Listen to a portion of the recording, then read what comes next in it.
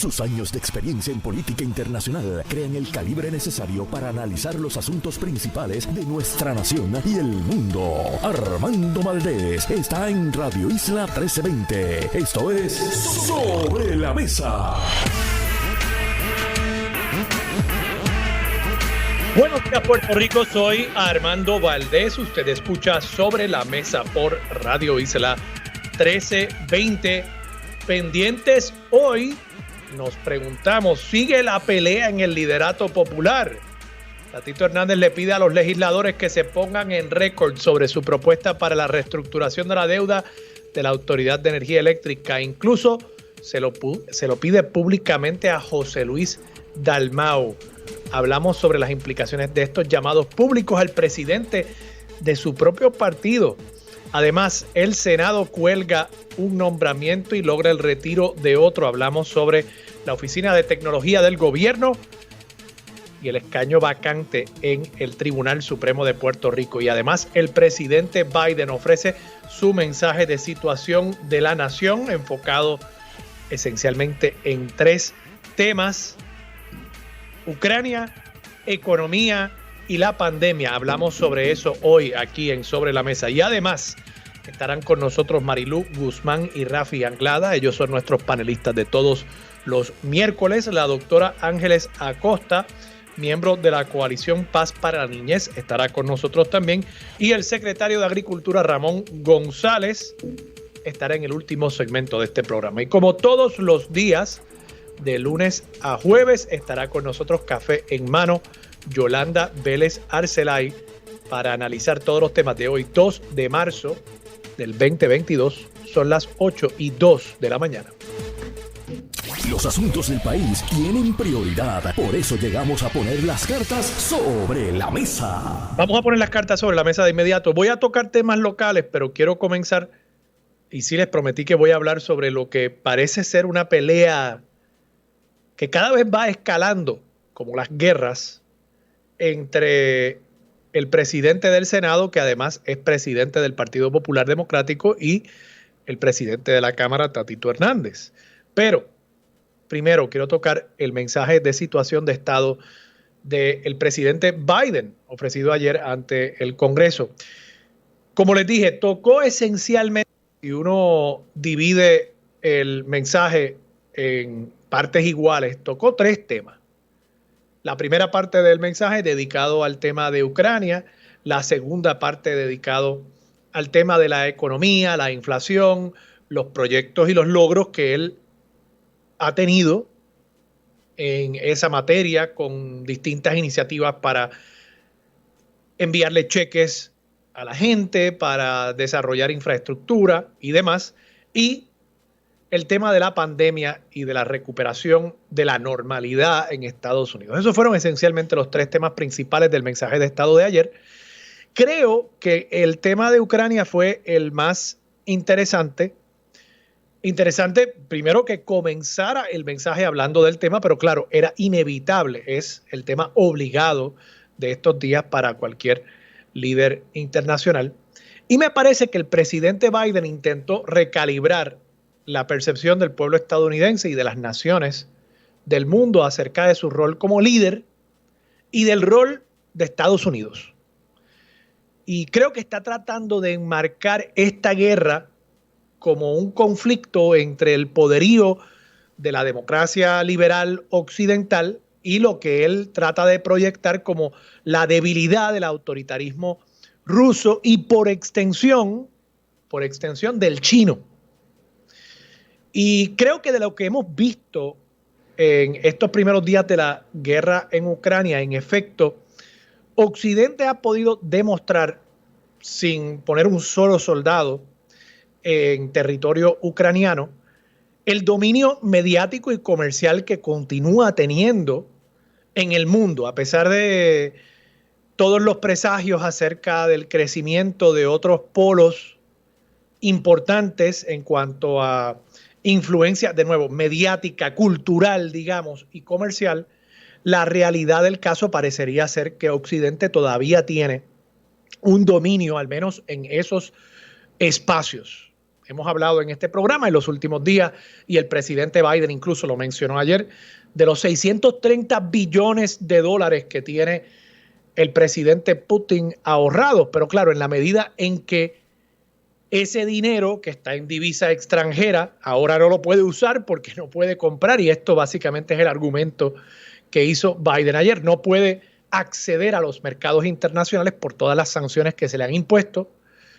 Ese tesoro sobre el cual está sentado como un dragón, pues realmente no tiene gran efecto en este momento. De igual forma, el dominio mediático de Occidente creo que también se ha dejado ver en la medida en que aún dentro de Rusia hemos visto, muy limitadas, pero hemos visto algunas protestas, y creo que eso tiene que ver con el hecho de que ya hoy es muy difícil usted encerrar dentro de las fronteras de su país a su población como personas secuestradas por un solo ambiente mediático. Eso antes era posible, en los años 80.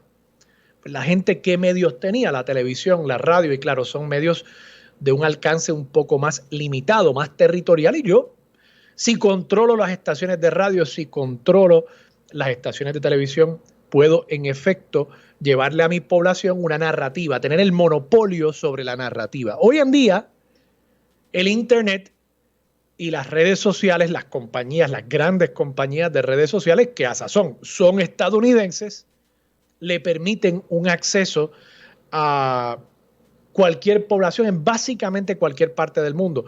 China tiene la gran muralla china cibernética, Corea del Norte también tiene bastantes controles en el uso del Internet, pero aún así se van filtrando distintas informaciones a las que está promoviendo la hegemonía autoritaria al interior de Rusia. En ese sentido, yo creo que Biden tiene algo de razón en plantear el poderío y ese contraste entre el autoritarismo por un lado y la democracia occidental por otro, que también ha tenido sin lugar a duda muchos desaciertos, muchas guerras que no debieron haber sido, la guerra en Irak, por ejemplo, promovida por el presidente Bush.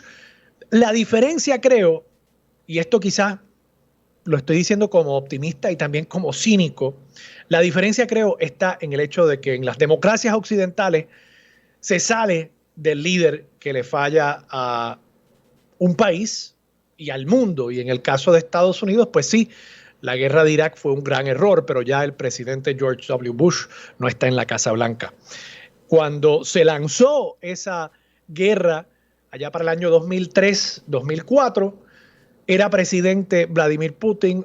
Hoy es presidente Vladimir Putin y probablemente de aquí a otros 10 años, a menos que pase algo muy sorprendente en este proceso ucraniano, que los oligarcas allá en Rusia decidan que ya no pueden con tanto dolor en su bolsillo y decidan eliminarlo, probablemente en 10 años Vladimir Putin siga siendo líder de Rusia. Y en ese sentido, creo que el presidente Biden tiene razón al aseverar que las democracias liberales tienen una ventaja, al menos para sus poblaciones, y ese poder que tienen, creo que cuando lo emplean para beneficio no solamente de sus propios intereses, sino para beneficio también de los derechos humanos en el mundo, es una gran cosa. Cuando lo emplean para únicamente beneficio propio y pisotean los derechos humanos de otras personas en otros países, pues ciertamente enfrentan, me parece, las mismas críticas que enfrenta hoy el presidente Putin de Rusia. La diferencia, de nuevo, es que los líderes democráticos sí tienen que enfrentarse al juicio de un electorado, y eso de ordinario hace que sean un poquito más moderados, hace que respeten el orden internacional un poco más que lo que ha demostrado Putin en estos días. Así que creo que Biden está tocando un tema que debe resonar en las capitales de otros países, particularmente de aliados que se sintieron durante el pasado cuatrienio, que habían sido abandonados por el presidente Trump.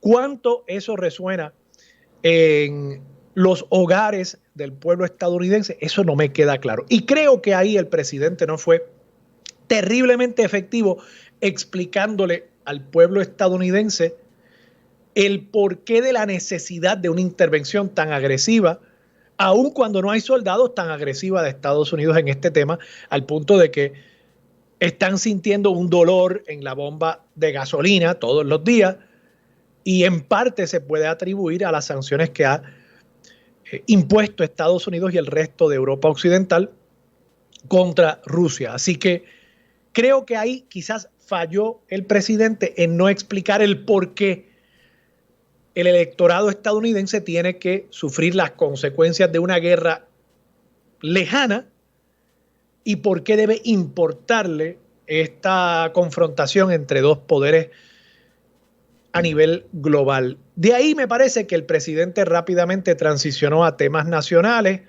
habló mucho del costo de vida, intentó recuperar ese rol, esa proyección que tiene él como una persona que empatiza con el electorado, con el sufrimiento de la gente. Habló mucho sobre sus propias experiencias personales cuando era un poco más joven, hablando sobre cómo su padre tuvo que mudarse de Scranton a Delaware en búsqueda de un empleo, y eso fue todo un intento por empatizar con el dolor que están sintiendo muchos ciudadanos americanos con todo el tema de la inflación. Y claro, también tuvo que mencionar algunos de sus logros, las inversiones en infraestructura, gracias al proyecto bipartita de infraestructura, y renovó una exigencia a el Partido Republicano para que se consideren otras partes de su agenda legislativa. Eso básicamente fue el discurso del presidente.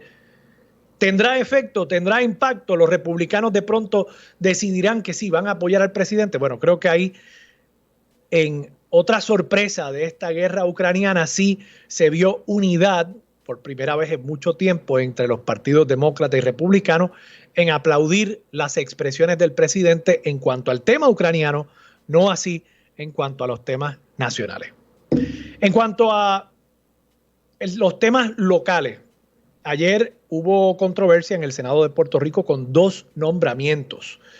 Primero, el nombramiento del juez Roberto Rodríguez Casillas al Tribunal Supremo de Puerto Rico. Se iba a descargar ese nombramiento. Por lo visto, el presidente del Senado tenía los votos para colgar el nombramiento, pero se le dio la oportunidad al gobernador de Puerto Rico a que retirara el nombramiento. Y eso fue lo que hizo el gobernador. Y esto ha levantado toda una serie de cuestionamientos y críticas porque no se le permitió al nombramiento, a la persona nombrada, al nominado, el tener la oportunidad de expresarse ante los senadores y que se le cuestionara en una vista pública acerca de su filosofía judicial, su trayectoria profesional, y que se le diera esa oportunidad de demostrar su idoneidad para el cargo del Tribunal Supremo. Ahora, ¿es necesario ese proceso? Bueno, el presidente del Senado plantea, yo le había anticipado al gobernador que este no era momento para considerar ese nombramiento. Yo le había anticipado que me parecía que no había ninguna urgencia con ese nombramiento y tenía unas sugerencias que hacer. El gobernador optó por ignorar nuestros planteamientos y nombró a una persona a destiempo. Yo podría considerarlo, pero es que si yo entiendo que ese nombramiento no se debió haber hecho, no importa lo que diga esta persona, en una vista pública puede que sea el mejor jurista, pero como cuestión de principio yo entiendo que no debió haberse nombrado una persona a ese cargo en este momento. Bueno, si ese es el planteamiento, yo creo que tiene algo de razón el presidente del Senado. Está diciendo, nosotros no queríamos ver este nombramiento, no solamente este, ninguno.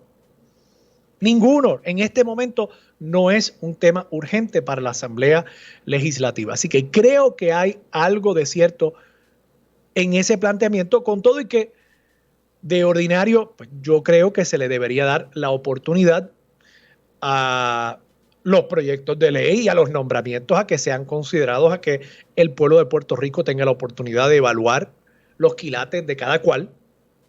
Pero si en efecto la decisión ya estaba tomada de que no se iba a confirmar, tampoco creo que tengamos que hacerle perder el tiempo ni al gobernador, ni a este juez, ni al país.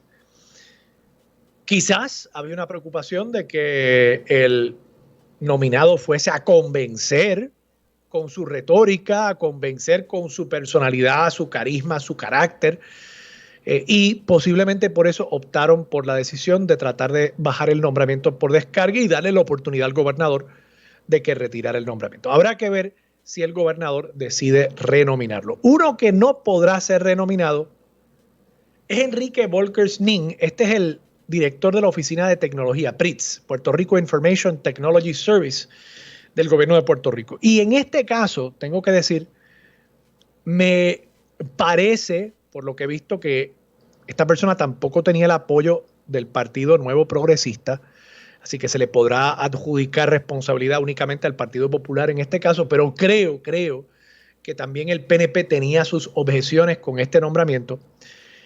Y tengo que decir que me sorprende en este caso en particular que haya levantado tantas pasiones una persona que no luce ser un gran protagonista público del debate político y que a su vez me parece estaba haciendo un buen trabajo. Yo no sé la cantidad de cosas que yo he hecho recientemente en las cuales ha intervenido de alguna manera tecnología que entiendo esa oficina había estado implantando a través del gobierno de Puerto Rico. Por ejemplo, el tema de la licencia de conducir con el sesgo digital está funcionando a las mil maravillas.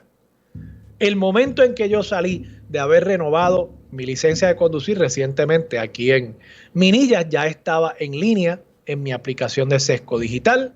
El Baku ID está funcionando bastante bien también. Y se estaba trabajando también el proyecto de los peajes, o debo decir, de los marbetes electrónicos. Y todas son cosas que aparentarían facilitarle la vida al ciudadano.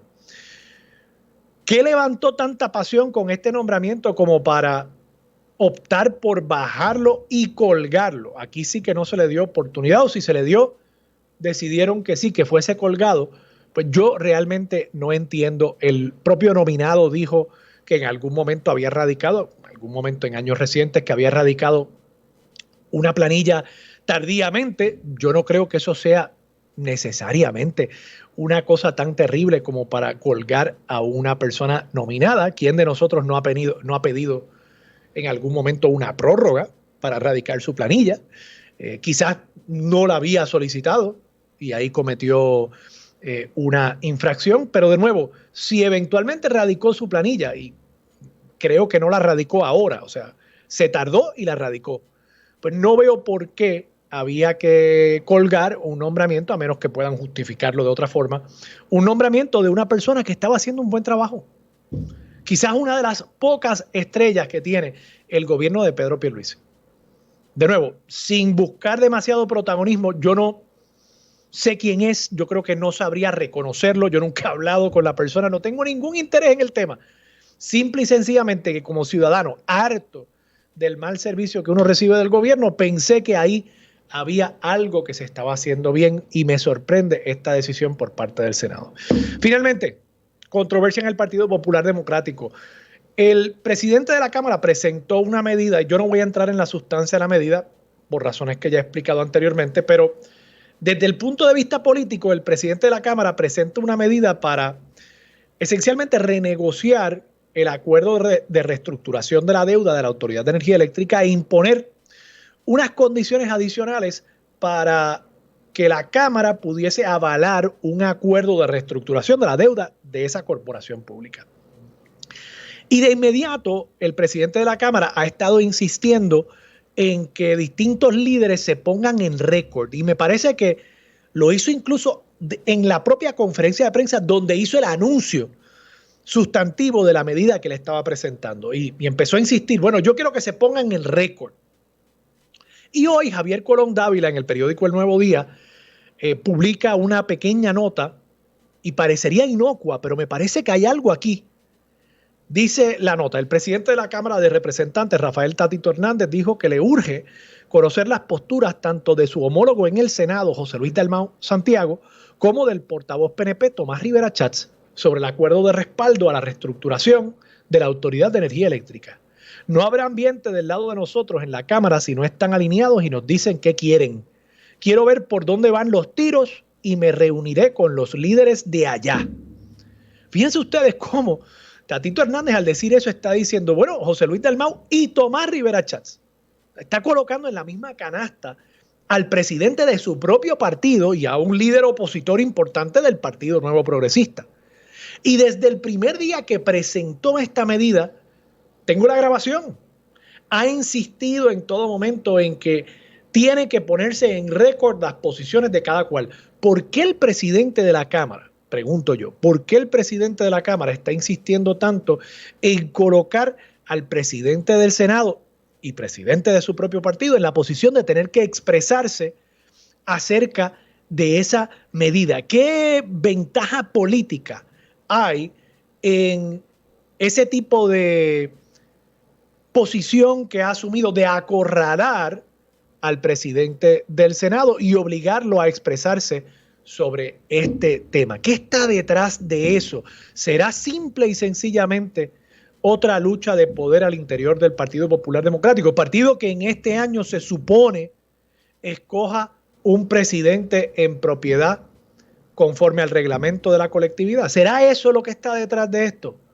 Dejo la pregunta sobre la mesa. Vamos a ver qué piensa Yolanda Vélez Arcelay, que será nuestra, como siempre, nuestra amiga y colaboradora aquí en este espacio cuando regresemos de la pausa, aquí en Sobre la Mesa, por Radio Isla 1320. Quédate en sintonía. Conéctate a radioisla.tv para acceder y participar en nuestra encuesta diaria. Sobre la Mesa, por Radio Isla. Regresamos hoy a Armando Valdés. Usted escucha Sobre la Mesa por Radio Isla 1320. Se sienta a la mesa Yolanda Vélez Arcelay. Yolanda, buenos días, ¿cómo estás? Buenos días, Armando. Saludos a todos los amigas y amigos, ¿verdad? Que nos escuchan. Oye, ¿por dónde quieres empezar? Pues mira, es que son tantos los temas, pero creo que muchos de ellos se enlazan. Sí. Mira qué curioso, yo dejé el carro ahí, me asombré, ¿verdad? Vengo de bastante cerca, yo vivo aquí en Atorrey, me desplazo por la avenida, no hay tapón, me estaciono ahí al frente, parking amplio, que nunca hay. Ah, porque hoy es feriado. Por eso, entonces te quiero decir, mira qué cosas, mira las ironías de la vida. Me entero, ¿verdad? Por casualidad, de que, porque estas cosas como surgen así de momento, los festivos nos toman por sorpresa, que hoy es el Día de la Ciudadanía. Pero sí, mira la ironía. Al frente está el Tribunal Federal y están en plena labor. O sea, está todo el mundo trabajando. No hay seguramente el correo estará abierto. Claro.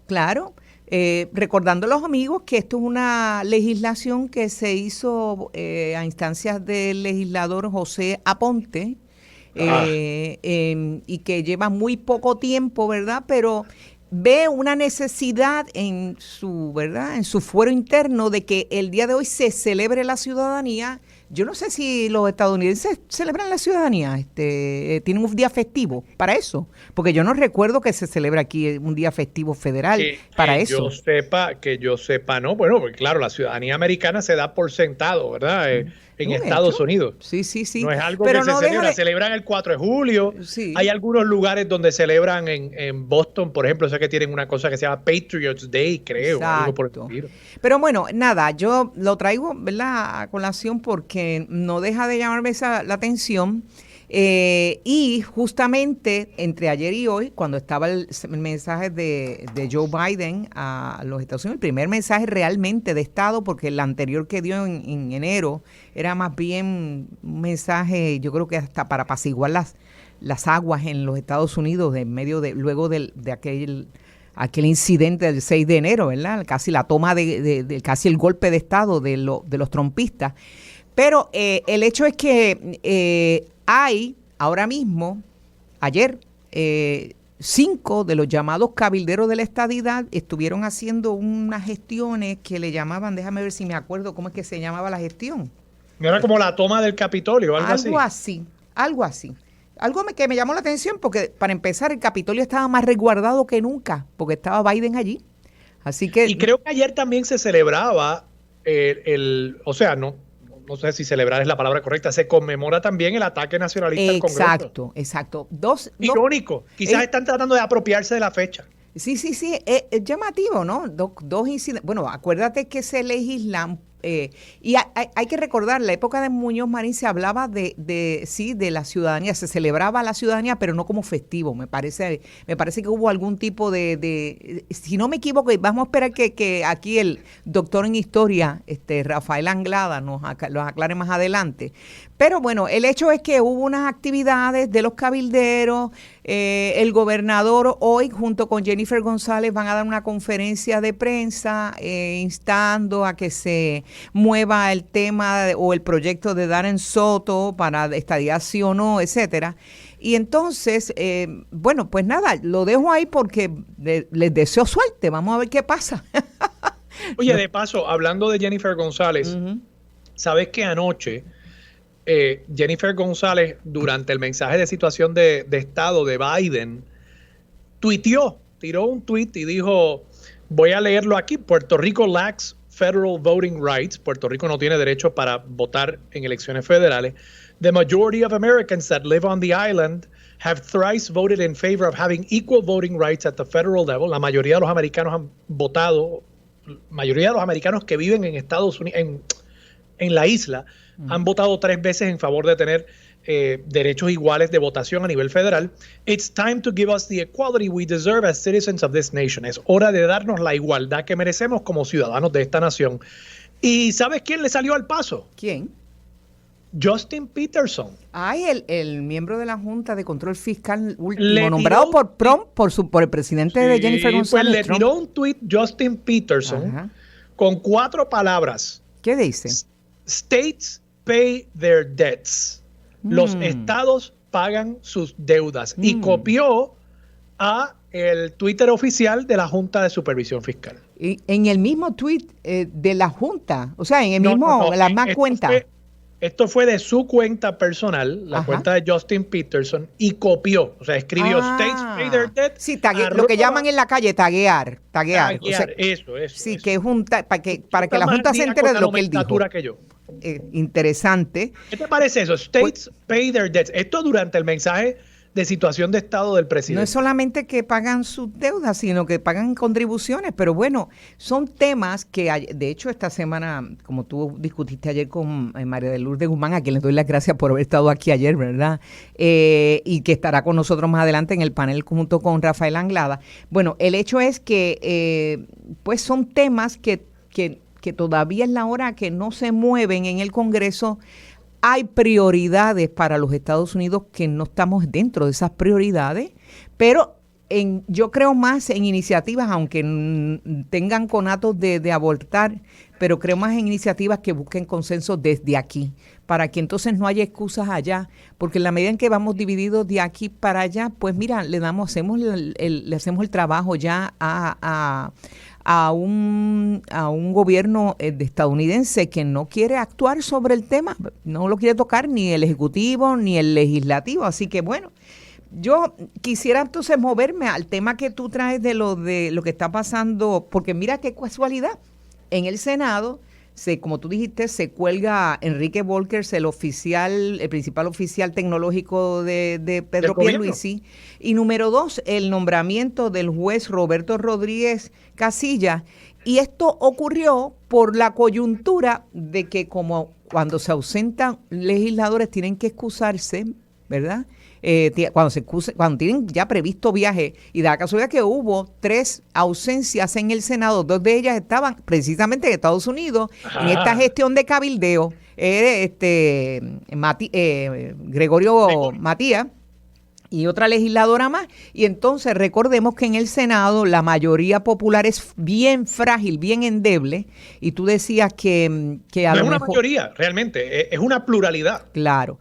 Bueno, pues en el caso de de José Luis Dalmau, aprovechó la coyuntura para entonces tratar de bajar por descarga el nombramiento del juez, y claro, colgó a Volkers, pero en el caso del juez, Pedro Pierluisi se movió rápido y retiró el nombramiento. No hay que olvidar que el Tribunal Supremo es un ente político. Es un ente político y más claro no canta un gallo. Para uno es el botín de guerra, ¿verdad? El banquete total para todos los que se han turnado en el gobierno. Pero la vacante de Anabel Rodríguez surgió en diciembre del 2020. ¿Y estamos aquí? A febrero. Marzo del 2022. Marzo del 2022. Entonces, ¿qué ha pasado de ella para acá? El país ha conmocionado por esa vacante, todo el mundo reclama que se llene porque se nos estaba llenando el cuarto de agua. ¿Qué ha pasado que haya que, verdad, correr rápidamente a llenar esa vacante? Pues una de las grandes cuestionamientos. Yo sin duda creo que cuando se manejó esto, creo que ha habido bastante torpeza, ¿verdad? Por parte de José Luis Dalmau, que tiene un liderato muy, muy débil, no solamente en el Senado, en el Partido Popular Democrático, y como tú muy bien dices, ¿verdad? Que eso podremos hablarlo, la división en el Partido Popular. Pero el no haberle dado una vista pública a este juez, me parece que un poco falta el respeto, pero sí, hubiese sido un acto de hipocresía, pero de hipocresía si se contaba con los votos para derrotar ese nombramiento. Y si sí se podía haber impulsado ese nombramiento, yo creo que aquí José Luis Dalmau lo que hizo fue evitar sustos de que se aprobara el nombramiento de Roberto Rodríguez Casillas. Quizás, no sé si el voto de un proyecto Dignidad Unido con los PNP hubiesen sido suficientes, no creo, pero bueno, no sabemos. Pero también hay una proyección pública. No, pero, o sea, digo, a menos que Victoria Ciudadana, claro, que lo dudo, presten su voto, no hay forma de confirmar. Si el Senado del Partido Popular se mantiene sólido. Esa es una razón. La otra es, tenemos a una figura que tiene una, ¿verdad? Tiene un padecimiento, tiene unas discapacidades provocadas por una caída que tuvo en su infancia o en su juventud. Y es cuadraplégico, y su proyección frente a las cámaras ante el embate de un interrogatorio del Senado quizás hubiese levantado, ¿verdad? Levantado la opinión pública en contra de que lo colgaran. No hay duda de que el juez trató de aprovechar que sabía que no le iban a dar vista y dio entrevistas a todo el mundo, a Raimundo y todo el mundo, dando su proyección de cómo él veía la cosa. Pero el hecho es que no lo dejaron ni llegar a primera base. Y no solo eso, Yolanda, recordemos que esta persona ya había sido nombrado al Tribunal Supremo por Luis Fortuño, cuando la mayoría absoluta, hicieron una mayoría abrumadora en el Senado, era del Partido Nuevo Progresista, y no lo confirmaron tampoco en aquel momento. Como el proceso de selección de jueces es imperfecto, yo creo que, en el caso, aquí Dalmau lo que quiere es dejar la posición abierta para cuando, si es que en el caso hipotético gana el PPD, pues llenarla y llamarle lo que llaman el llamado balance, ¿verdad? De poder. Sí, pero ahí creo que Dalmau también. Y eso se da en el Congreso en Estados Unidos también, o sea que esto no solamente en Puerto Rico, la política de entre republicanos y demócratas. Creo que su expresión fue torpe y con esto tenemos que irnos a la pausa. No sé, el periódico El Vocero, al menos esta nota es firmada por Yaritza Rivera Clemente, página 12, cita a Dalmau diciendo: ¿cuál es el balance político hoy? 6-2, no hay ningún balance. 6 nombrados por administración PNP y 2 nombrados por administración. Nombre un independentista, habrá un balance, ¿qué te parece? Bueno, es que a mí no me gusta siquiera esa expresión de balance. Es que es imperfecto el sistema, yo no creo en ese sistema, así que imagínate. Me da igual, lanza una moneda, vamos. Es que creo que hay que guardar un poco las apariencias y hablar así del Tribunal Supremo, de que no hay un balance político partidista en el Tribunal Supremo, que eso venga de un líder del Partido Popular, del presidente del Partido Popular, creo que es una torpeza. Me parece una torpeza. Pero vamos a la pausa, Yolanda. Regresamos con más de Sobre la Mesa por Radio Isla 1320. Quédate en sintonía. Conéctate a radioisla.tv para acceder y participar en nuestra encuesta diaria. Sobre la Mesa por Radio Isla. Regresamos. Soy Armando Valdés. Usted escucha Sobre la Mesa por Radio Isla 1320. Yolanda Vélez Arcelay. Mira para allá, Armando, nosotros con los ojos puestos allá en Ucrania y Rusia, y aquí se había armado la de los Balcanes en el Capitolio, qué barbaridad. Este país es una cosa, madre mía, bueno, yo no sé si por dónde la tomamos, pero yo creo que íbamos por la cuestión de del tirijala entre Tatito Hernández y José Luis Dalmau. Sí, o sea, me ha parecido raro, y yo vi parte de la presentación que hizo Tatito Hernández, creo que esto fue el lunes o el domingo, de su medida para modificar algunos de los acuerdos de reestructuración de la Autoridad de Energía Eléctrica. Y me sorprendió, y quizás ahora lo veo con otros ojos, que desde ese día él decía, bueno, yo quiero que la gente se ponga el récord, que veamos cómo vota cada cual. Y entonces resulta que ayer martes, apenas 48 horas después de haber presentado su medida, estaba reclamando específicamente que el presidente del Senado, José Luis Dalmau, y presidente de su colectividad, y Tomás Rivera Chatz, además que los mete en la misma canasta, como si los dos fueran opositores políticos, a quienes quiere poner en récord a favor o en contra de su posición. Me estuvo raro, y me parecería que hay hasta un hilo conductor, hay un plan aquí de poner en evidencia a unas personas como opositores de esta medida. Pues mira, yo no sé qué es lo que sabe Tatito que nosotros no sabemos, ¿verdad? Sí. Porque la petición de Tatito, y sin entrar en los detalles de lo de energía eléctrica, que eso se tocará más adelante, porque esto va para largo y tendido, y el acuerdo a que yo me opongo tenazmente, porque si no se vacía el país. Pero tengo que coincidir en este caso con Tatito Hernández. Hay una posición de las aseguradoras y de unos bonistas que quieren sacar del medio la legislatura. Caramba, que lo tengo que defender con todos sus defectos en esa instancia, porque son los que representan al país y por lo menos algo podemos, ¿verdad?, pulsear ahí.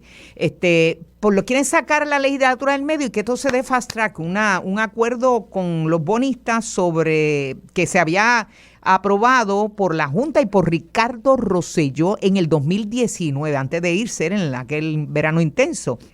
Bueno, pues el hecho es que el acuerdo ocurre antes del COVID y antes de todos los eventos. Esto suena como miles de años atrás, pero eso fue en el 2019. Y obviamente yo creo que aquí hay que repasar qué es lo que pasó, qué es lo que ha ocurrido como para revisar ese acuerdo. Pero Tatito Hernández inmediatamente ha dicho, me opongo a que nos saquen del juego. Y lo llamativo es que el presidente del Senado, José Luis Dalmau, pues no ha acudido al tribunal. Yo no sé si eso era necesario o no. Él alega que sus abogados le dijeron que no era necesario decírselo a la jueza Swain, de que se oponía como Tatito Hernández. Bueno, yo no sé cuál de los dos tiene razón o no, pero yo creo que el papel de la legislatura es importante en ese proceso de la deuda de energía eléctrica. Ahora, las divisiones entre Tatito Hernández y José Luis Dalmau cada día son más evidentes. Parecería como si viviera uno en Rincón y otro en San Juan. Hablan por terceros. Como si fueran miembros de partidos se opositores. Tiran pullas. Oye, las Sí. pullas. Tú sabes que las pullas, cuando un vecino te empiezan las pullas y qué sé yo ni qué. Bueno, pero entre legisladores y líderes de los dos cuerpos de un mismo partido, parecería que son enemigos mortales. Y entonces, a mí lo único que pienso, que aquí hay dos cosas, y esto lo hemos discutido previamente. Aquí hay una falta de proyecto en común. No solamente en la legislatura, sino en la colectividad del PPD. Y creo también que la carencia de un líder identificable, pensando a cortoplacista en las elecciones del 2024, hace que algunos crean que tienen posibilidades, ¿verdad?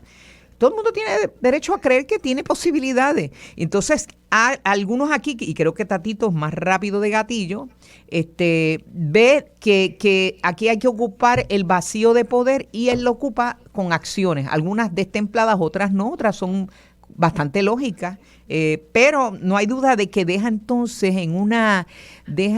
a José Luis Dalmau en un papel realmente pobre, que denota que no tiene esa fortaleza de líder, y obviamente es un líder transicional. Yo no creo que bueno, a lo mejor lo tenía, ¿verdad? Pero yo no creo que José Luis Dalmau tenga ambiciones más allá de lo que tiene ahora en términos del Senado, hablo de la gobernación, ¿no?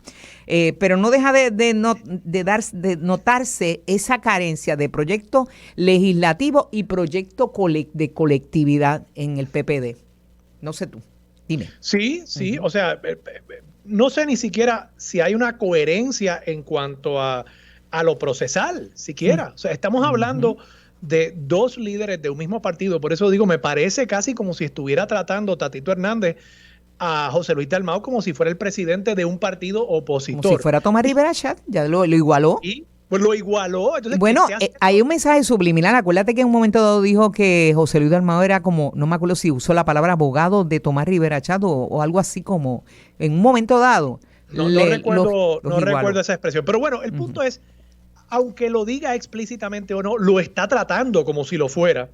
Y me parece que si hubiese una mejor relación entre estos dos líderes, sería innecesario que una solicitud acerca de la posición sobre una medida legislativa se diera por medio de los medios de comunicación. O sea, podrían simplemente coger el teléfono, reunirse y discutir la medida, incluso planificar la presentación de esta medida de antemano. Entonces yo creo, Yolanda, a tu punto, yo creo que si Tatito Hernández cree que se gana o que él gana siendo este tipo de líder frente a José Luis Dalmau, yo creo que está equivocado, porque al final del día está poniendo en precario el liderato del presidente de su colectividad. Entonces luce como que el Partido Popular no es un partido unido, no es un partido que puede trabajar ¿Lo es?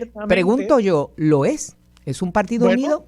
Bueno, yo creo que está dejando en evidencia que no lo es. O sea, ese es el problema, ¿no? Entonces, a menos que Tatito Hernández piense que va a correr como un líder independiente en la próxima elección, va a estar cargando con todo ese lastre que se le está imponiendo al Partido Popular Democrático por una proyección de ser un partido que no se pone de acuerdo ni siquiera internamente acerca de medidas importantes para el país como lo es esta. Te soy franca, o sea, yo no subestimo las capacidades de Tatito Hernández, pero en un país en que cualquiera que hable de corrido sin pestañear es líder, pues yo no sé.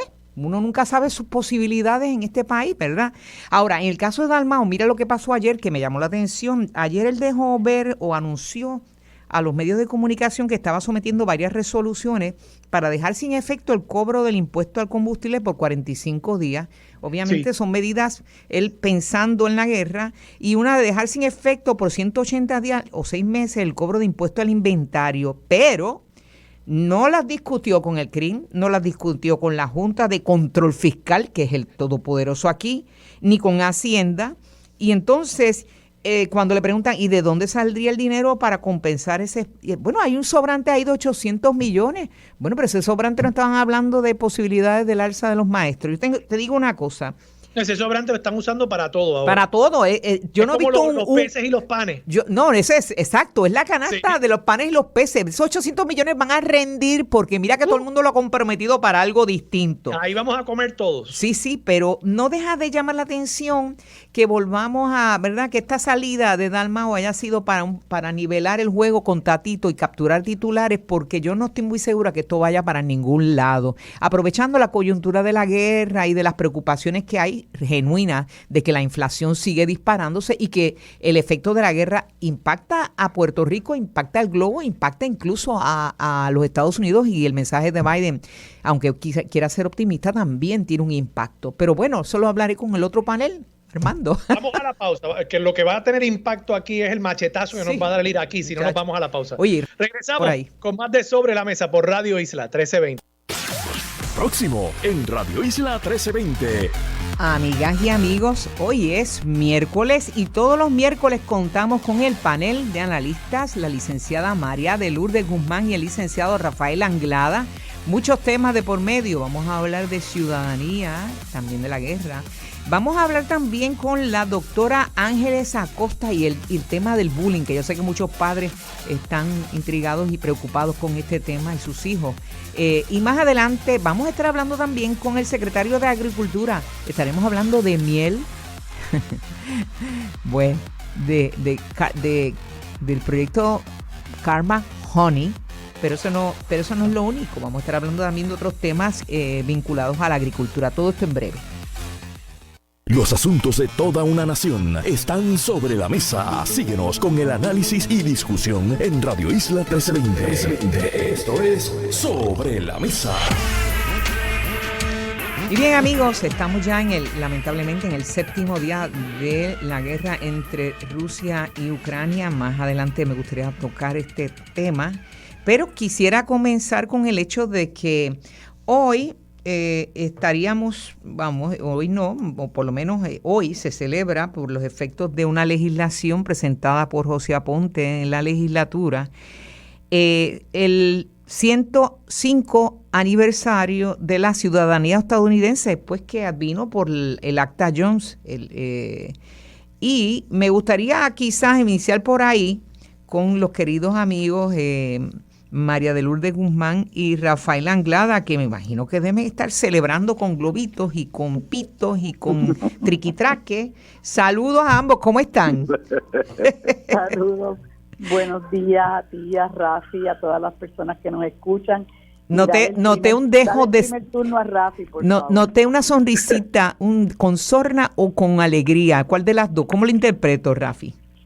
Mira, primero, buenos días a ambas, que yo estaba un poco alejado de mi hogar radial, por virtud de mi trabajo. Mira, este asunto de la ciudadanía, por supuesto, a mí me pasó exactamente lo mismo que a ti te pasó hace unos minutos, que cuando ibas a estacionar el carro, de momento te das cuenta que la calle estaba vacía, que hay estacionamiento, que no hay tapones.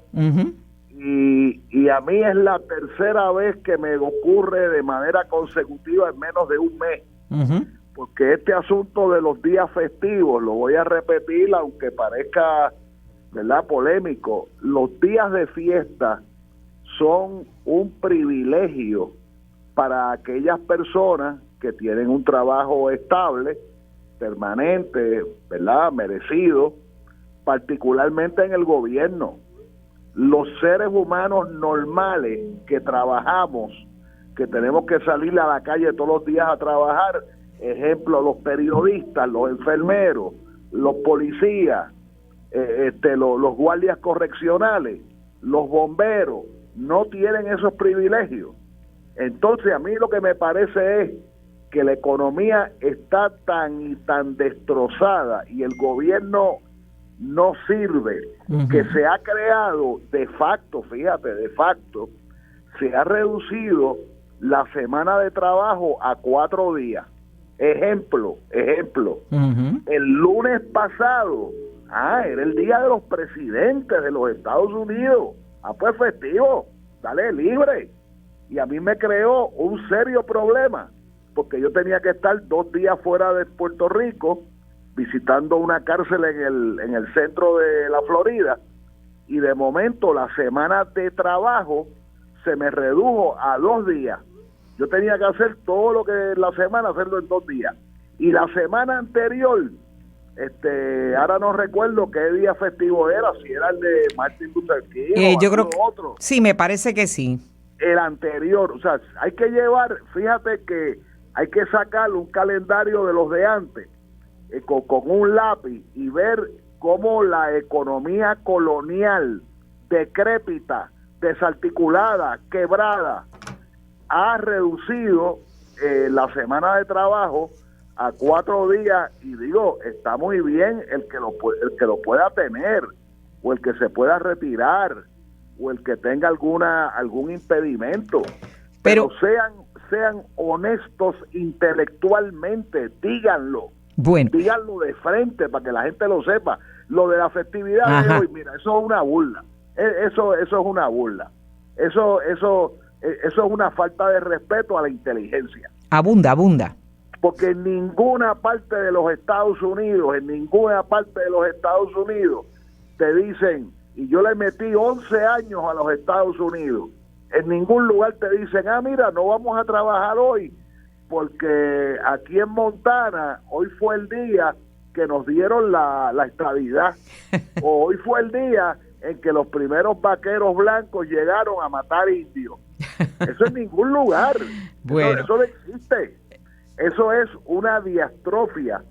Bueno, pero mental. ocurre, mira qué cosa, todo esto, ¿verdad? La coincidencia, no coincidencia porque se buscó la fecha para celebrar esto, ocurre también con el aniversario número, creo que 68 del ataque al Congreso por los nacionalistas, no sé si bueno. y claro, hay una situación con los cabilderos de la estadidad que no, y ahora le voy a dar el turno a Marilu porque te has quedado con todos los numeritos,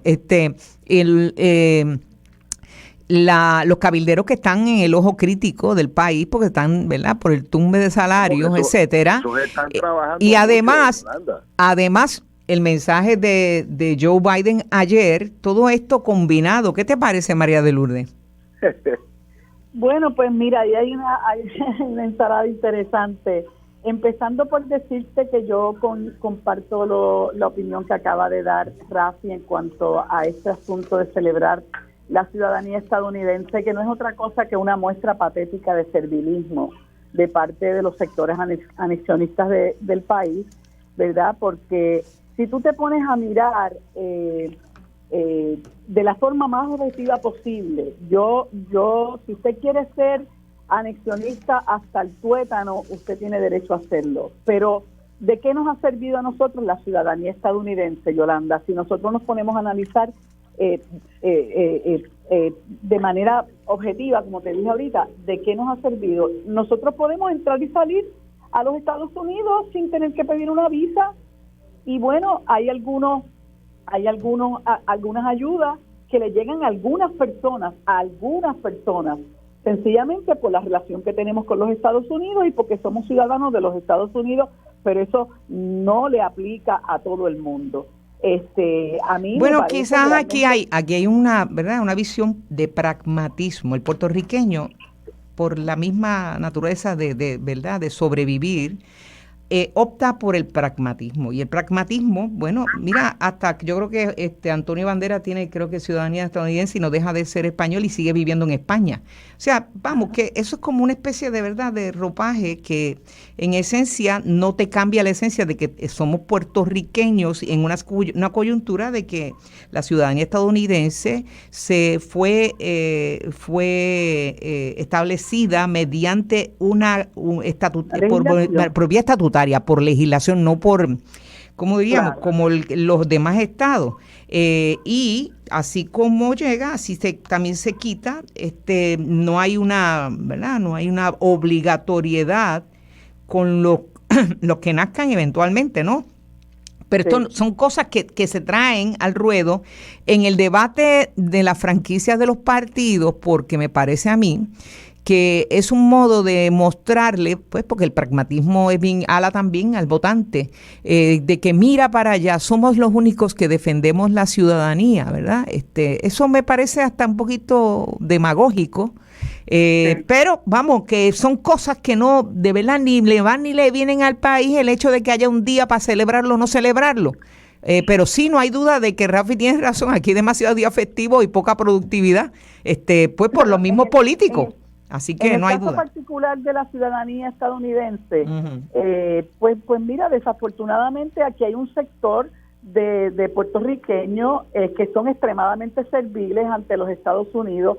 Aquí en el mundo hay cerca de 200 naciones. La gente vive, piensa, respira sin la ciudadanía estadounidense. Es más, en muchas ocasiones tú vas con el pasaporte estadounidense a algunos lugares y lo tienes que esconder, porque Estados Unidos, sencillamente por la ejecución de su política exterior, ha creado mucha roncha a lo largo y ancho del mundo entero, ¿no? Y en el caso nuestro, a diferencia de Antonio Banderas, que lo escogió voluntariamente, a nosotros se nos impuso, y corre una teoría de que eso fue principalmente para poder reclutar puertorriqueños para la Primera Guerra Mundial. Pero la realidad es que esa ciudadanía es una ciudadanía de segunda. No sé por qué nosotros tenemos que celebrarla, pero bueno, yo trabajo igual que trabajan muchas personas en este país, y lamentablemente somos víctimas de esa imposición, ¿verdad? Porque yo realmente no tengo nada que celebrar. Uh-huh. Bueno, y mira, esto de la ciudadanía, hay países que permiten que sus ciudadanos tengan ciudadanía propia acá y también tengan ciudadanía en otro lugar. O sea, vamos, claro, son cosas que yo lo veo como una especie de ropaje, vamos, nada que implique que tu esencia tenga que estar ligada como el carimbo, y que tomes decisiones en un futuro, ¿verdad?, eventual. Otras decisiones en momentos en que quizás las circunstancias de la vida cambian las necesidades y la misma visión de esa persona que hoy idolatra esa ciudadanía. Bueno, pues mira, me gustaría entrar en lo del mensaje ayer de Biden. Tengo que admitir, yo no vi el mensaje de Biden, solamente pude atender un extracto porque estaba en el programa de los Rayos X anoche, y sí pude oír lo que él dijo sobre la guerra entre Rusia y Ucrania. Hay unos puntos que se resaltan en la prensa y claro, con eso pues podemos partir, pero yo creo que me gustaría iniciar con esto, con el punto de mayor urgencia en ese mensaje que pues precisamente abrió por ahí por la guerra. Me gustaría, yo no he escuchado a Rafi todavía hablar del tema de la guerra entre Rusia y Ucrania, y me gustaría oír tu opinión, Rafi.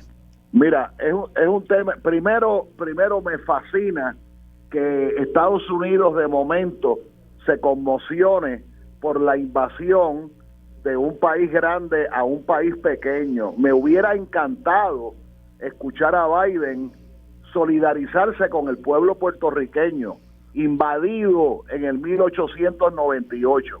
Ahora, vamos a Ucrania. Uh-huh. Mira, es un tema fascinante y ya da la casualidad que yo me estaba leyendo un pequeño libro de 620 páginas de la historia de Rusia y de la Unión Soviética, y el libro escrito en California, no por historiadores soviéticos, historiadores que están en Estados Unidos. El libro se escribió hace 60 años. Mira, Rusia lleva 1000 años, 1000, no 100, 1000 años luchando por su integridad territorial. Putin tiene razón cuando decía que el Estado ucraniano, el Estado, era una creación reciente, porque Ucrania, originalmente los principados de Kiev, son hasta más antiguos que lo que se llama hoy Rusia, ¿verdad? Moscú no existía cuando Kiev ya era una ciudad de un principado, ¿verdad? Ahora, también te digo, en Ucrania, esto lo aprendí anoche de un profesor cubano de nombre Juan Sánchez Monroe, en Mesa Redonda. Usted abre Mesa Redonda de la televisión cubana y usted va a recibir una conferencia. Este profesor explicaba que en Ucrania hay 120 nacionalidades, 120, no 12 ni 2, 120 nacionalidades, y que lo que hoy se llama Ucrania es vamos a decir, el recogido o la compilación de diversas nacionalidades. Pedazos de Ucrania habían sido antes parte de Polonia, pedazos de Ucrania habían sido del Imperio Austrohúngaro, pedazos de Ucrania habían sido de Bulgaria, y así por el estilo. Y en Ucrania, como se sabe, hay mucha población rusa. 30%. Exacto. Y hay esas dos repúblicas secesionistas que la gente lo quiere liquidar con que Putin es autócrata. Y mira, Putin parece que ha perdido la razón. Y Putin se ha vuelto, y además es oligarca. Pues mira, tú sabes, hay dos repúblicas que, fíjate, formalmente hablando, dos repúblicas que proclamaron su independencia y que le pidieron asistencia militar a Rusia, y eso es legal. Eso fue lo que hizo Angola en el 75, cuando los surafricanos blancos estaban a 40 kilómetros de Luanda. Pero, o sea, pero Rafi, ¿verdad? Vamos porque no te me vayas muy lejos. Mira, lo que una vez fue, ya a lo mejor nunca más volverá a ser. Vamos a pensar, usted trae un ejemplo bien cercano. Panamá era parte de el Darién era parte de Colombia, pero tú no le vas ahora a decir, no le vas a cuestionar ahora a los panameños su existencia, porque en un momento dado fue parte de Colombia. Pues Puerto Rico fue parte de los taínos, pero entonces, vamos, son circunstancias.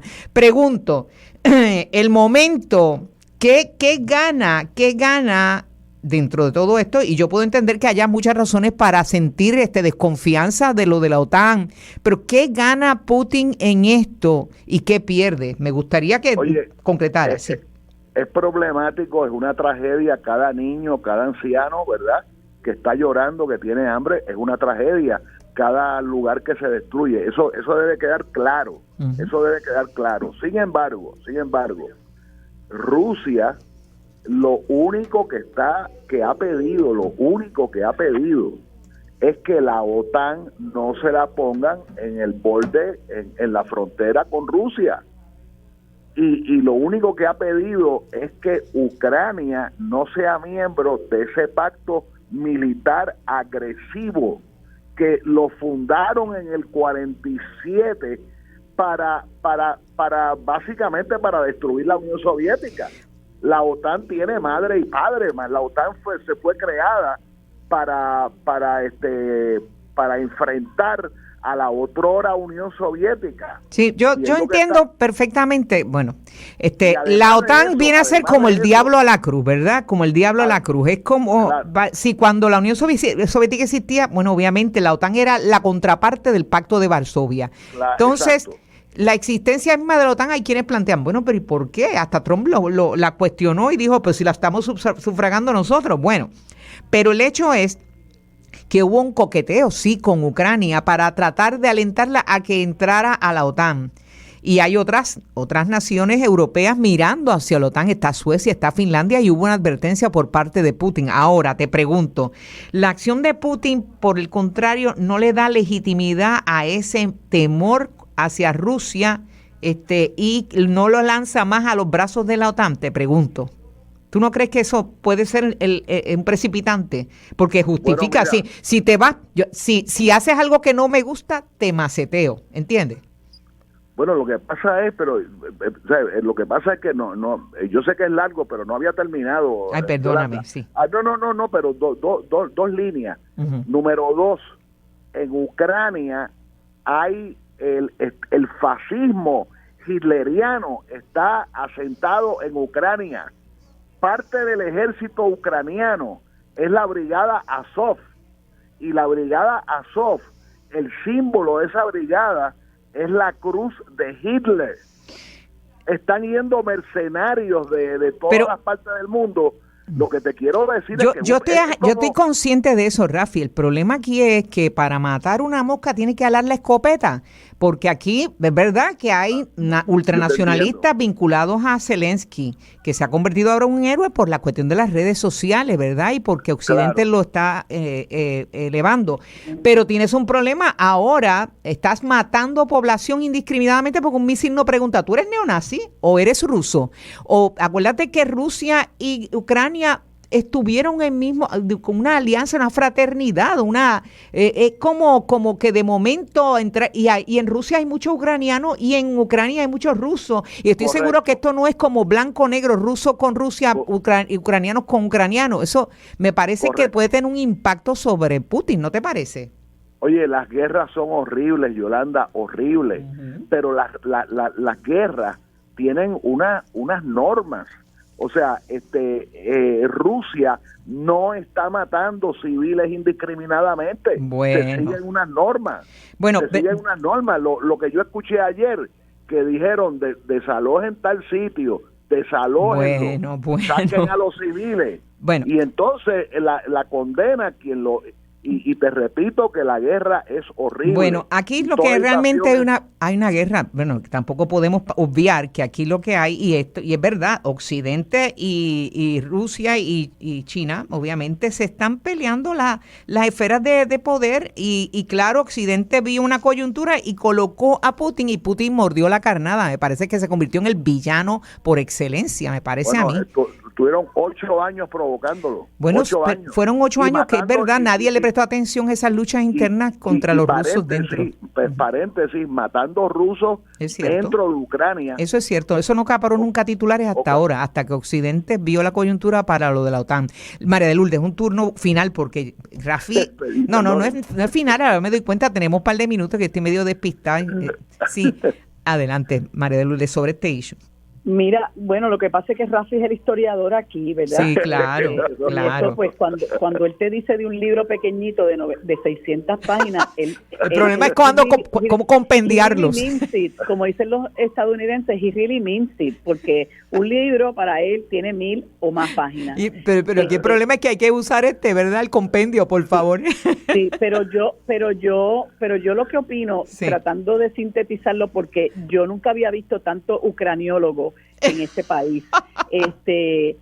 Hay una parte de la historia que aquí se olvida, claro, ¿no? Y es la historia que trae Rafi, sí, es cierto, de que, como decía ayer Carlos Severino, Ucrania son muchas Ucranias. Eso. Y hay una Ucrania que está conformada por gente que son rusos, ¿no? Y que se sienten y que están asediados hace tiempo por ese otro gobierno de Kiev, que es un gobierno que fascistoide de derecha, que lleva 8 años masacrando a esa Ucrania rusa, ¿no? Y no hay duda de que ha habido una provocación de parte de Occidente y liderado por la OTAN, que no son ninguna monjitas de la caridad, que son los responsables de la destrucción de Libia, que era, sino uno de los países más progresistas de África.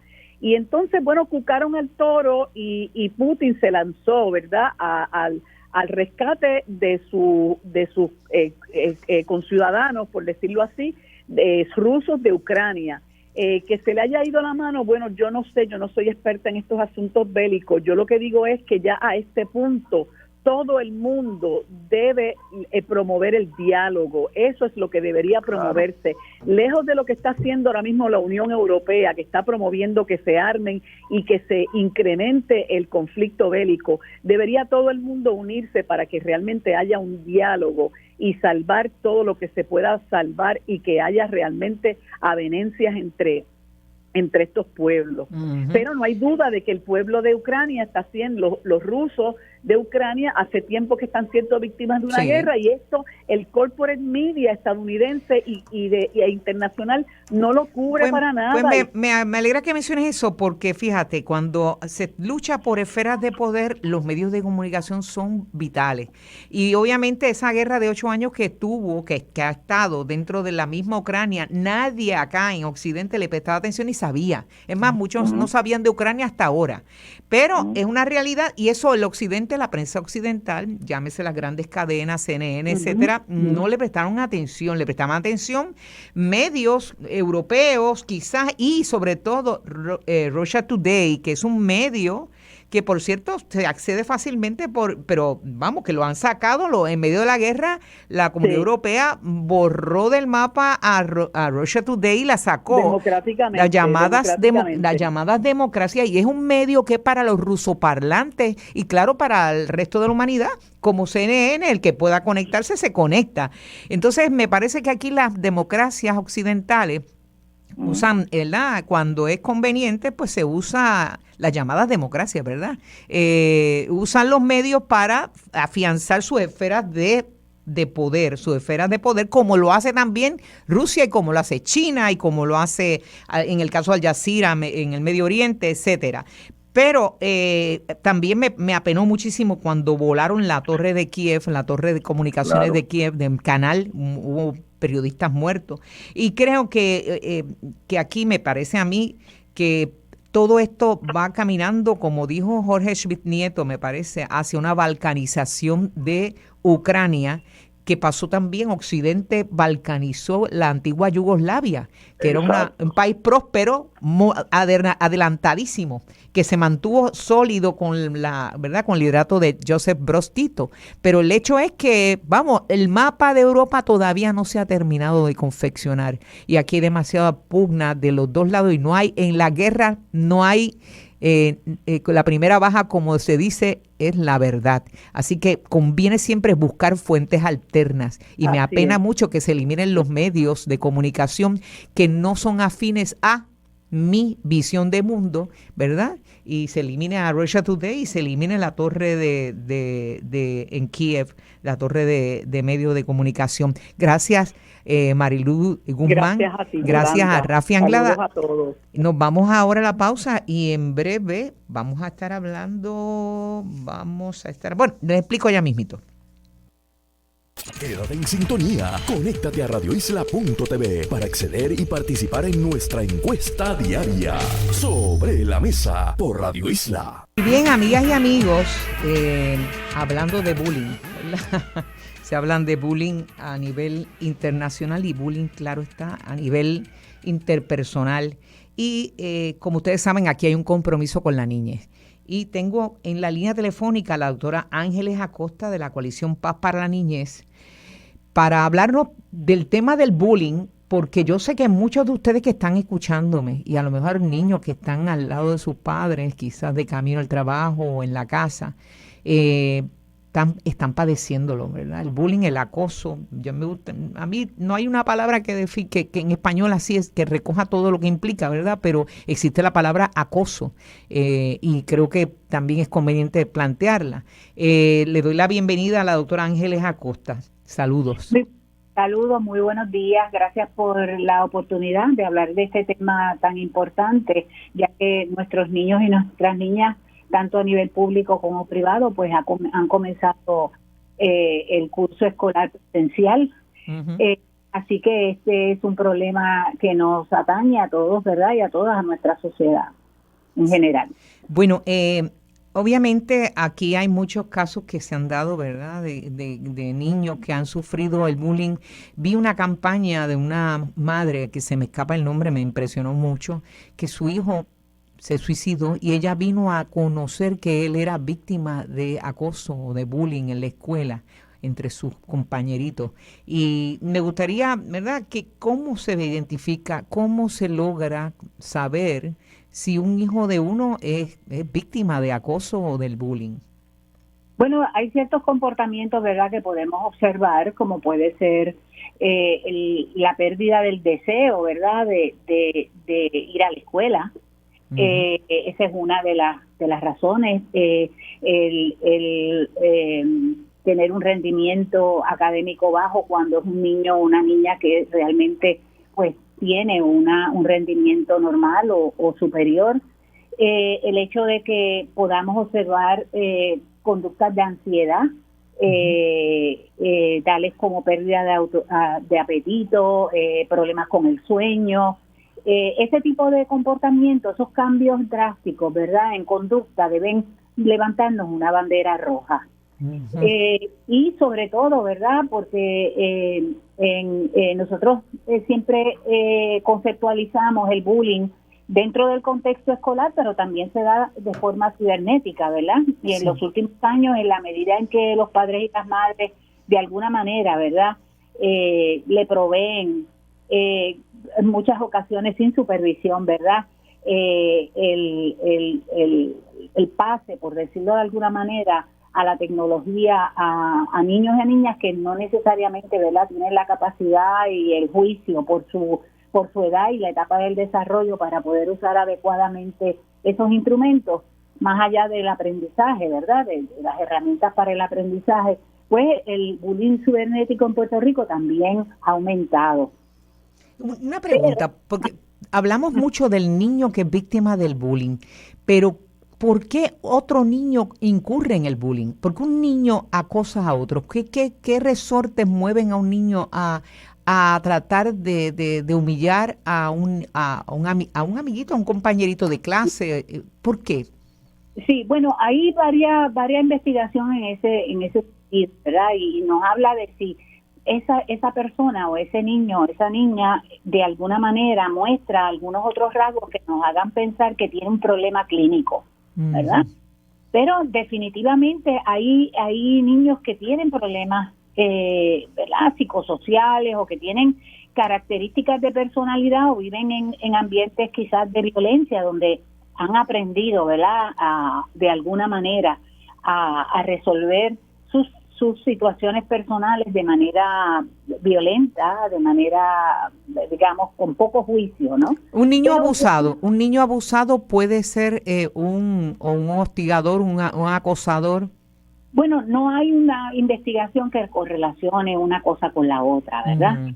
Pero lo que sí se ha tratado de evaluar, si hay unos rasgos de personalidad o hay algún tipo de personalidad que ya tiene algunos rasgos o conductas de psicopatología, ¿verdad? De conducta antisocial, etcétera. Lo que sí se sabe que es esta persona, ¿verdad?, identifica a una persona vulnerable dentro del contexto escolar.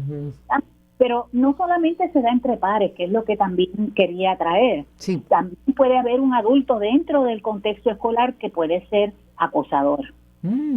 Sí, o sea, algún maestro también puede darse el caso. Puede ser un maestro, como puede ser el policía que está en de seguridad que está en la escuela, como puede ser el empleado de mantenimiento, como puede ser la empleada de comedores. Puede haber ese tipo. La misma directora, vamos, para ir por toda la jerarquía. Sí. También, porque cuando hablamos de bullying no quiere decir que abiertamente estamos agrediendo físicamente. Podemos agredir solamente con la mirada o con el lenguaje no verbal. Podemos agredir a través de la palabra, ¿verdad? Podemos hacer acoso escolar de alguna manera, ¿verdad?, excluyendo a esa persona de ciertas actividades, ¿verdad? Sí.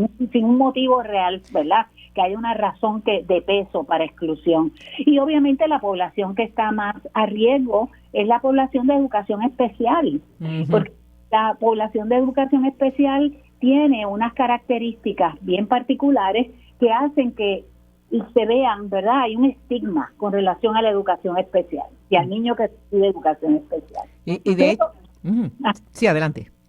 Sí, porque en realidad los niños y las niñas que están en la corriente regular, porque los que están en salones a tiempo completo están protegidos, pero aquellos que están en la corriente regular, que están en escenarios que realmente no están necesariamente supervisados, como puede ser el patio, los baños, otros ¿verdad?, espacios en las escuelas, pues son más vulnerables que aquellos, ¿verdad?, que no tienen necesidades especiales porque tienen dificultad para la comprensión verbal, por lo que se les hace difícil entender las instrucciones, son más lentos quizás en poder contestar, entender las claves sociales, el lenguaje no verbal de los otros.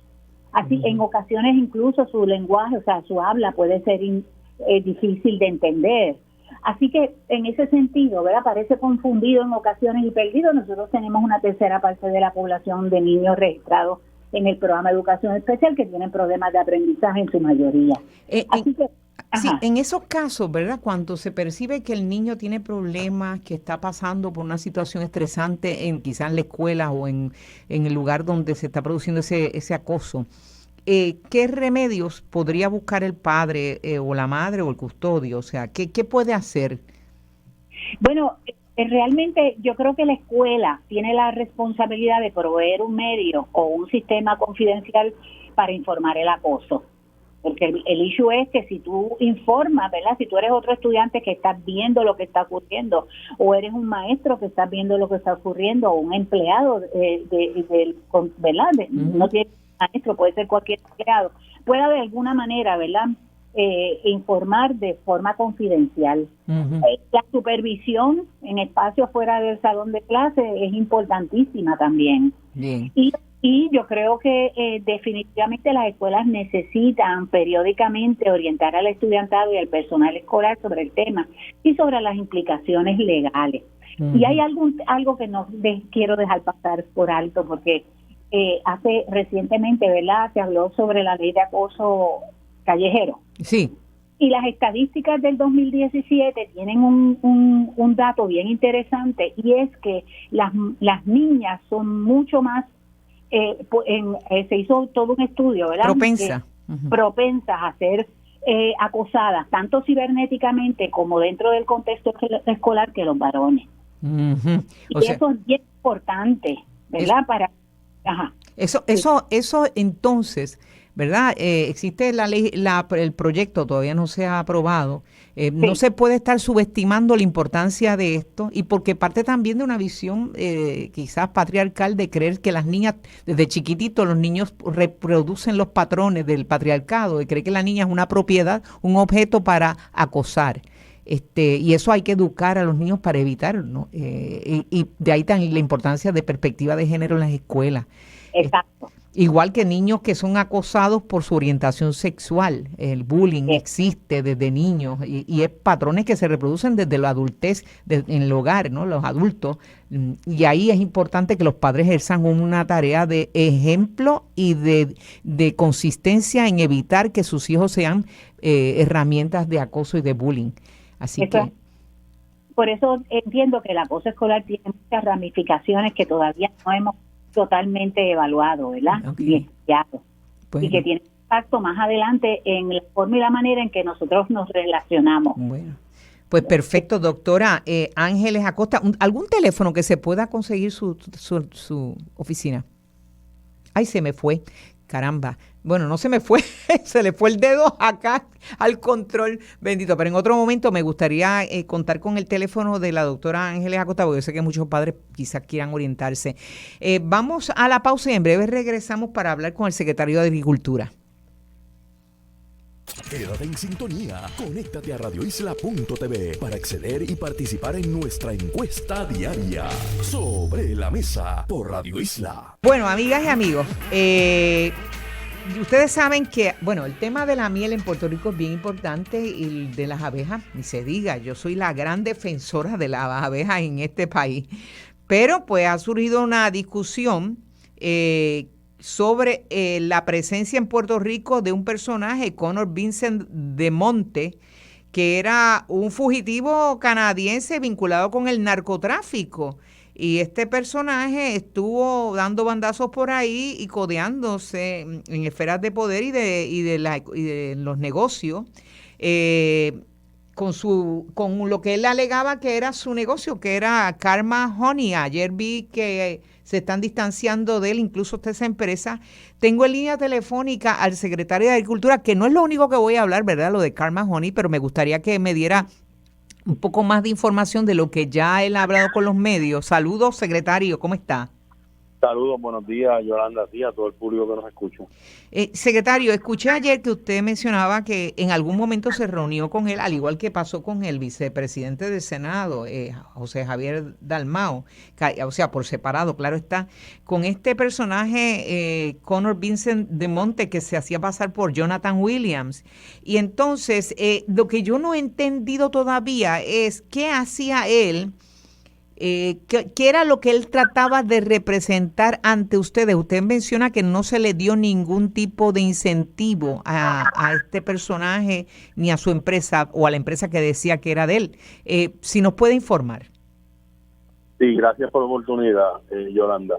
Este señor tenía entendemos, porque es lo que nos decían en el momento, que van sin fines de lucro, como muchas otras que llegaron después del huracán, ¿verdad? Uh-huh. Que recogieron dinero en Estados Unidos, de la diáspora o de gente que tiene dinero y querían donar.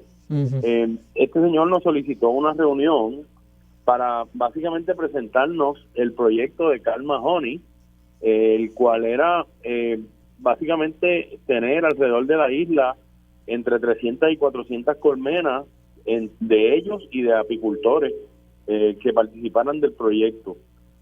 Tenía un empaque de la miel muy bonito, espectacular, bien llamativo. En realidad parecía un pote de perfume, el envase en que la mercadeaban. Nos presentó el proyecto, vino con más gente, un par de apicultores, vino un biólogo a la oficina, que es catedrático en la Universidad Interamericana. Hablamos de cómo la abeja nuestra se había mezclado la abeja europea que tradicionalmente había en Puerto Rico con la abeja africana. Eso es cierto. La ha hecho el prototipo mejor de los mejores abejas del mundo. Entonces, este biólogo de la Universidad Interamericana pues defiende esa abeja africanizada, por así decirlo, ¿verdad? De hecho, después nosotros discrepamos en un proyecto que ellos consiguieron someter, que pretendían que se paralizara la entrada de reinas de Europa, y nosotros estuvimos opuestos como política. Perdón, ¿entrada de qué? ¿La entrada de qué? Aquí se importan reinas de abejas Europa, reinas. de Hawái, de otros, correcto. Bueno, aquí se importan reyes y reinas, pero abejas reinas. Abejas reinas, correcto. Sí. Y el proyecto pretendía paralizar la entrada porque ellos entendían que esta abeja nuestra, pues era para ellos, pues está entre las mejores abejas del mundo porque tiene las cualidades de la europea y las cualidades de la africana, que es bien trabajadora, no descansa básicamente, y en eso hay posiciones encontradas. Hay mucho apicultor de aquí pues que entiende diferente. Pero yo quiero aprovechar, Yolanda, llevamos 4 días, yo llevo contestando preguntas de este señor. Bien.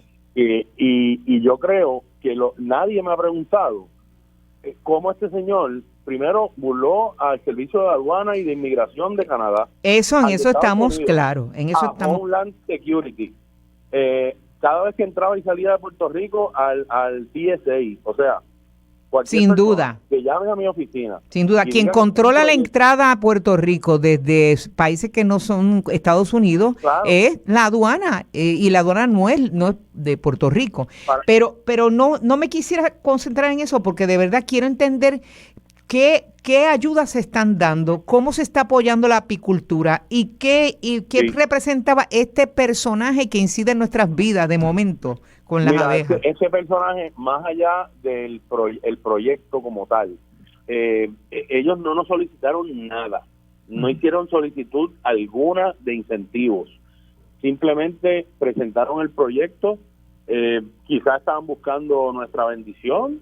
En la realidad lo que hicimos fue hablar de cosas científicas con este doctor de la universidad que te estoy diciendo. ¿Tiene el nombre del doctor?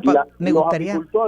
Los apicultores tienen a través de las 8 regiones del Departamento de Agricultura incentivos regionales donde ellos pueden obtener el 50% de lo que compren. Pero se están quejando de que no se le está dando suficiente y que se le da al que llega. Eso quisiera desgranarlo más. Eso no es correcto, Yolanda. Vivimos la época del Internet, ¿verdad? Y todo el mundo hoy tiene acceso a Facebook, a WhatsApp, a las redes, ¿verdad? No todo el mundo, pero bueno, sí, hay conectividad que no se da en algunas áreas. Los apicultores conocen a los agrónomos de área, claro, conocen dónde están las oficinas regionales. Es tan sencillo como llenar una forma con las cotizaciones de los equipos que necesitan y se le aprueba la mitad.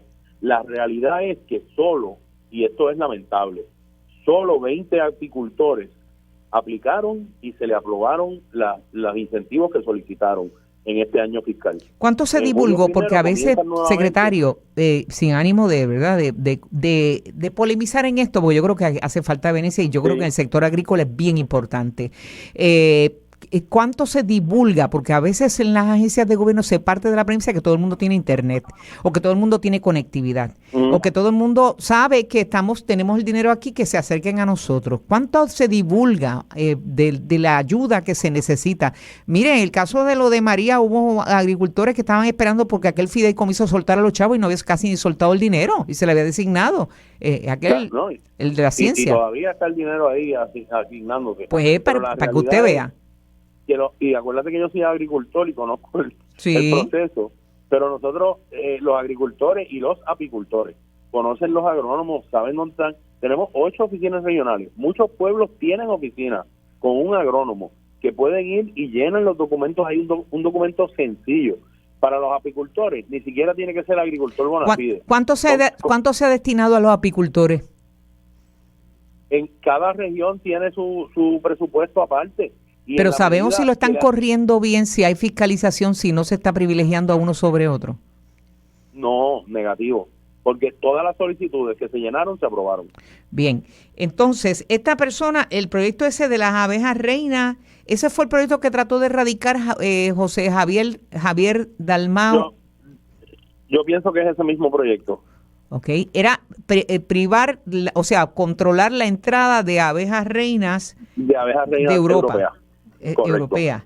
Bueno, hay todo un debate sobre esto y yo creo que de verdad que la abeja en Puerto Rico adoptó lo mejor de los dos mundos, de la africanizada porque es más resistente y en términos de la producción de miel, porque creo que aquí la nativa, de verdad, me estoy educando y mi profesor es Jan Pagán.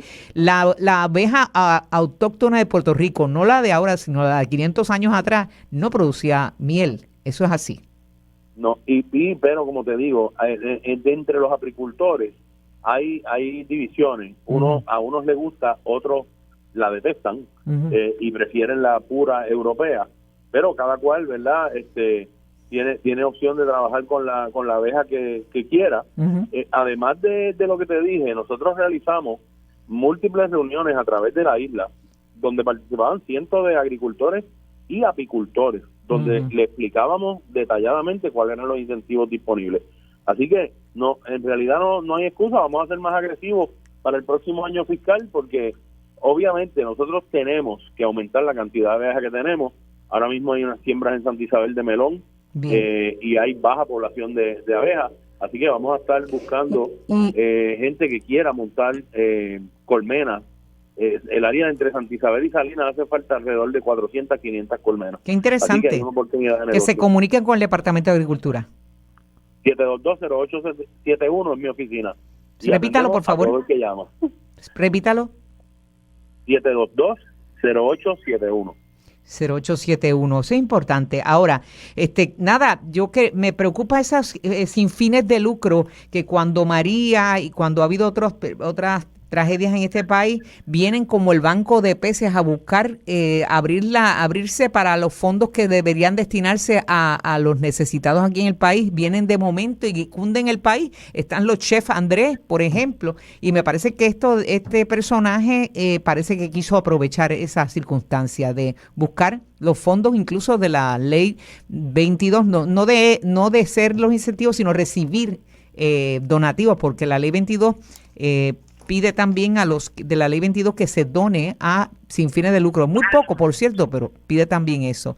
Hay muchas, Yolanda, como tú dices, hay unas que han hecho un trabajo extraordinario, pero yo no quiero, no podemos penalizar tampoco las buenas obras que hayan hecho algunas de ellas. Coincidimos.